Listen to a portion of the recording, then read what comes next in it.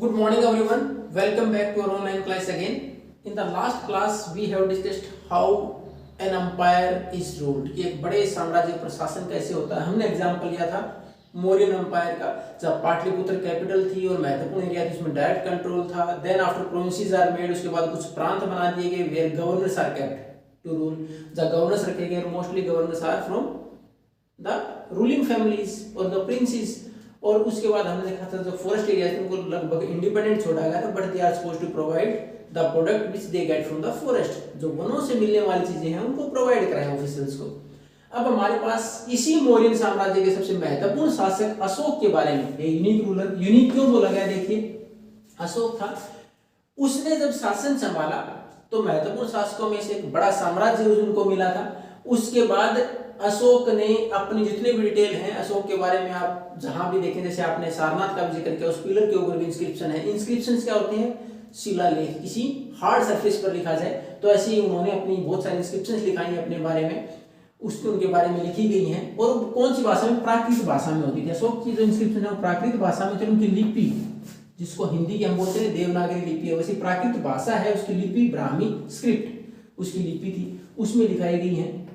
उसमें हमें अशोक के बारे में जो वर्णन मिलता है कि अशोक किस प्रकार के राजा थे, उसी में अशोक का वार इन कलिंग। अब अशोक की वास्तविक जो पहचान, बड़ी पहचान जो औरों से अलग बनाती थी वो कौन सी थी? अशोक ने युद्ध के बाद, कलिंग का जो युद्ध था उसके बाद जो उन्होंने डिसाइड किया वो उनको सबसे ज्यादा महान बनाती है राजाओं में।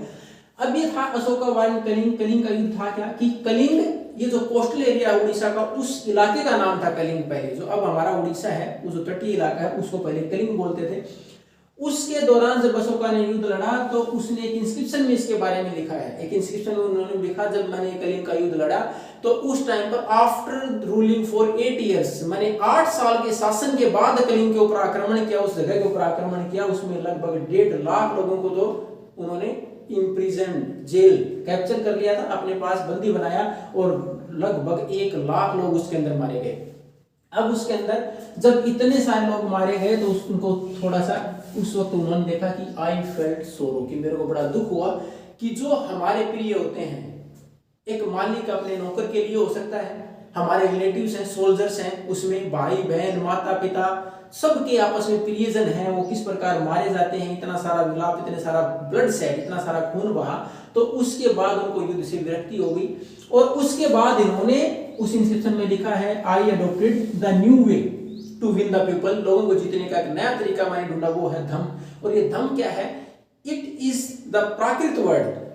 प्राकृत भाषा आपने देखी थी, संस्कृत भाषा का धर्म शब्द है, धर्म, उससे बनाया है धम। यानी एक नए धर्म का इन्होंने निर्माण किया कि मैं लोगों को सही रास्ता दिखा के, अच्छी जानकारियां देके, अच्छे रास्ते पर चलने के, एथिकल वैल्यूज, मोरल वैल्यूज को आगे बढ़ा के मैं चाहूंगा कि लोग उनको अपनाएं और इस प्रकार लोगों पर शासन किया जाए, न कि लोगों को मार के और एरिया को एक्सपेंड करके युद्धों के द्वारा आगे बढ़ाया जाए। तो उन्होंने नया तरीका अपनाया, वो था दम का। और ये पहला शासक था इतिहास में जिसने की किसी जगह को after winning a particular area और उसके बाद उस जगह को उन्होंने छोड़ दिया और एक नया रास्ता अपनाया धम का। उसके बाद उसने एक चीज और कि ये अपने धर्म का जो उनका विषय था कि किस प्रकार इसको अपनाया जाएगा, किस प्रकार इसको स्प्रेड किया जाए, उन्होंने बोला इसको जगह जगह इंस्क्राइब भी कराया जाएगा, जगह जगह इंस्क्रिप्शन में लिखा जाएगा।